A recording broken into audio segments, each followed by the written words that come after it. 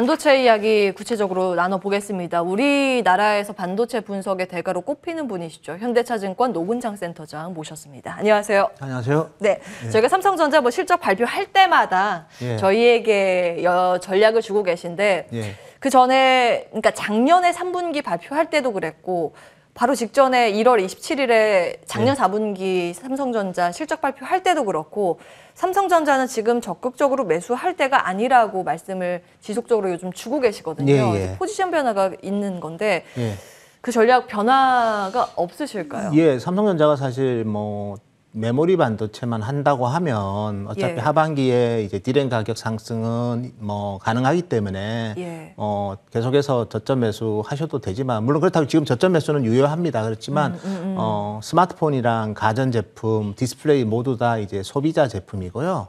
사실은 그 뭐 최근에 중국 스마트폰 시장이 뭐 1월부터 2월까지 누적으로 출하량 기준으로 10% 감소했어요. 그리고 실제로 주문을 좀 줄이고 있습니다. 중국 스마트폰 회사들이. 여기에 이제 러시아랑 우크라이나 전쟁에 따라서 동유럽 시장도 사실은 뭐 시장 규모가 크지는 않지만 전 세계 스마트폰 수요의 한 5% 정도 되거든요. 근데 이쪽은 아예 이제 판매 자체를 안 하잖아요. 러시아랑 뭐 우크라이나 같은 경우에는. 그래서 전체적으로 소비자 제품 시장은 인플레이션 상승에 따른 가처분 소득 감소와 함께 이런 제반 신흥 시장의 불확실성이 크기 때문에 지금은 적극적으로 매수에 가담하기보다는 상당히 좀 어떻게 보면 본질 가치 이하로 좀 하락할 때 조금씩 모아가는 전략으로 대응하는 게 좀 더 저는 현실적일 것 같습니다. 적극적으로는 아직은 볼 때가 아니라고 보셨습니다.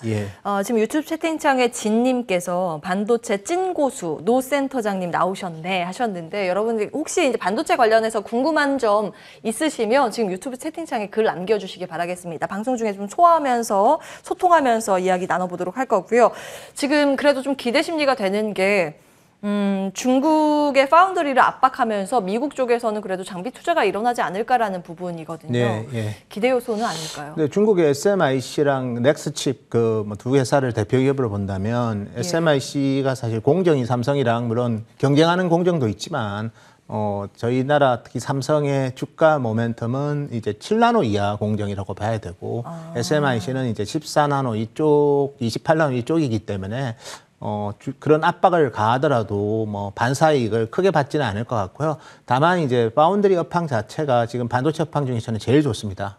파운드리 쪽. 대부분 기업들이 1월, 2월 매출액을 보면 전년 동기 대비해서 40에서 50% 늘고 있고요. 그래서 파운드리 회사들이 좀 업황이 좋기 때문에 꼭 그거 아니더라도 삼성 파운드리는 뭐 신규 공정이든 아니면 기존 레거시 공정이든 실적 자체는 저희는 좋을 거라고 보고 있습니다. 그러면은 대만이 좋다는 건데 대만 TSMC가 파운드리 됐는데 뭐 TSMC 지난주에 이제 2월 매출액 발표했습니다. 1월 대비 한 14% 줄었지만 참고로 1월 달이 역사적 실적이에요. 사상 최고 실적을 기록을 했고 1분기 전체적으로 본다면 4분기 대비해서 한 7% 이상 매출이 증가합니다. 지금 대부분의 반도체 업종은 아마 1분기 매출액이 지난 4분기보다는 감소할 것 같은데요. 파운드리 같은 경우에는 오히려 4분기보다 1분기가 증가한다는 것도 되게 중요할 것 같고요. 그래서 뭐 지금은 파운드리는 특히 이제 팹리스랑 다른 게 작년에 이제 파운드리 공급난이 심하다 보니까 팹리스 기업들이 장기 계약을 많이 맺었어요. 그러니까 이미 오른 가격으로 맺었기 때문에 경기의 불확실성도 파운드리는 별로 없습니다. 좋겠네요. 우리나라도 사실 이제 삼성전자가 빨리 파운드리에 집중을 해야 되는데 아직 그 단계는 아닌 것 같고 계속해서 좀 이야기를 나눠보겠습니다. 차량용 반도체 쪽은 수급 비상이 지속되고 있잖아요. 지금 차량용에 들어가는 반도체가 없어서 차도 못 만든다고 하는데 사실 이쪽 업계는 긍정적인 거 아닌가요? 자동차 반도체는 초호황입니다. 참고로 이제 작년에 이제 자동차 반도체를 만드는 아날로그 반도체 회사들이 있거든요.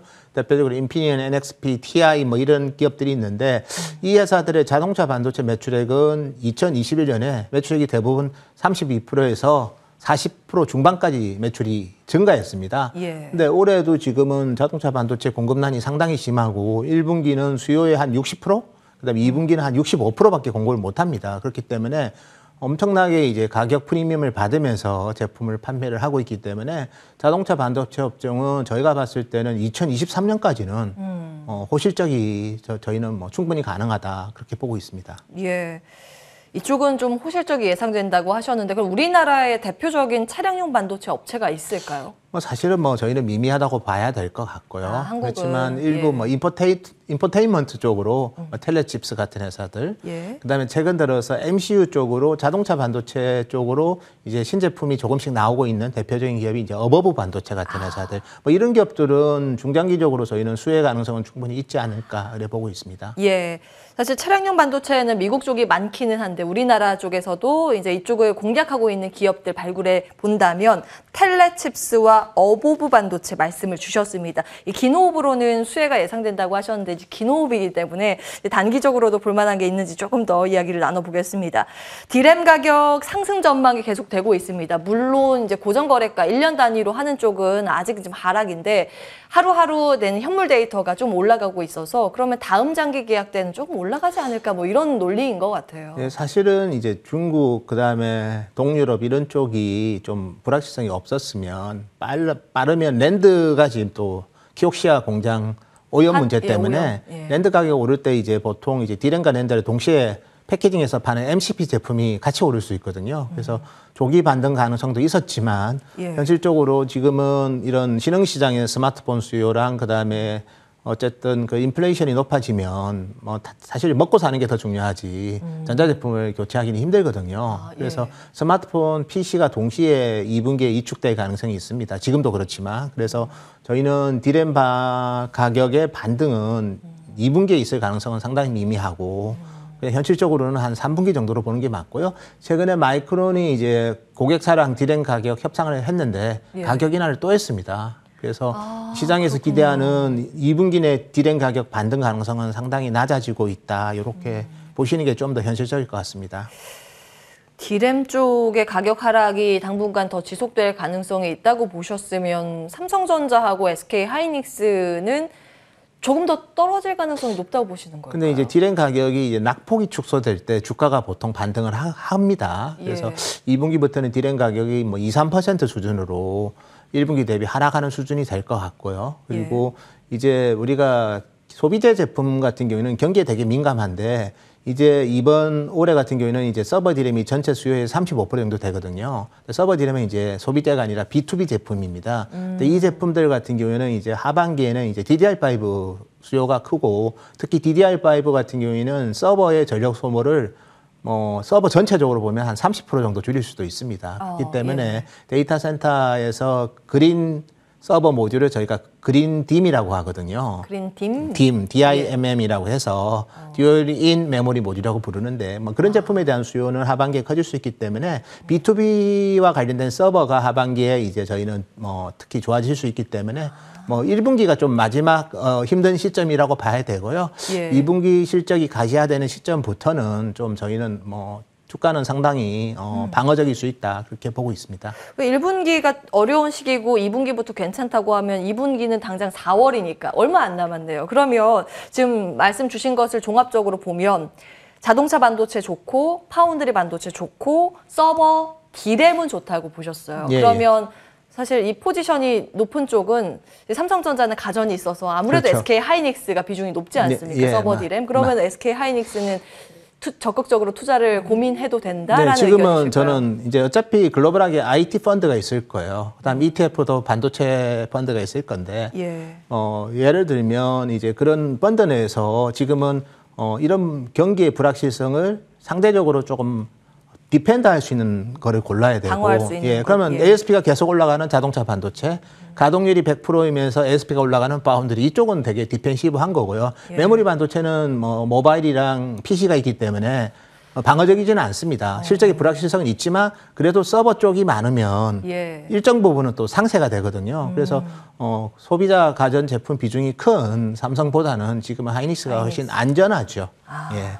안전한 투자처로 하이닉스.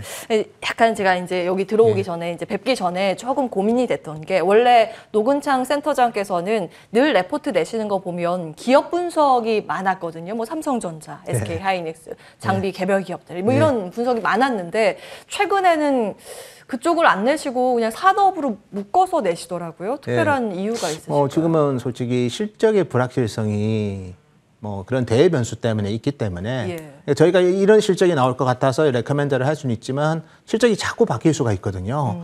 그럴 때는 오히려 개별 기업보다는 산업을 통해서 어쨌든 산업의 그 전체적인 변화를 좀 보는 게 좀 더 좋을 것 같아서 최근에 산업 보고서 위주로 주로 내고 있고요. 그래서 1분기에 뭐 적극적인 대시보다는 2분기부터 좀 개별적인 종목은 좀 접근하는 전략이 좀 더 유효할 것 같습니다. 2분기부터 2분기를 준비하는 전략이 필요하겠군요. 그 중에서 대장주로 보신다면 SK 하이닉스 긍정적으로 말씀 주셨고요. 자, 레포트 내용 조금 간략하게 해서 말씀을 드리면 우리나라보다는 미국에 있는 연관된 기업들 체크해 주셨는데 자동차 반도체 쪽은 인피니언과 NXP, 르네사스 말씀을 주셨고 파운드리는 대만의 TSMC 말씀 주셨습니다. 요즘 해외 직접 투자하시는 분들 많이 계셔서 이 내용까지 정리해 드립니다. 현대차증권 노근창 리서치센터장과 지금까지 함께했습니다. 말씀 고맙습니다. 네, 감사합니다. 출발 성공 투자 오늘 준비된 순서는 여기까지입니다. 시장의 환율의 영향 때문인지 그동안 좀 낙폭을 키웠네요. 코스닥 지수가 1% 넘는 조정으로 가닥 잡고 있습니다. 881선 지금 테스트에 좀 들어가 있는 상황이고요.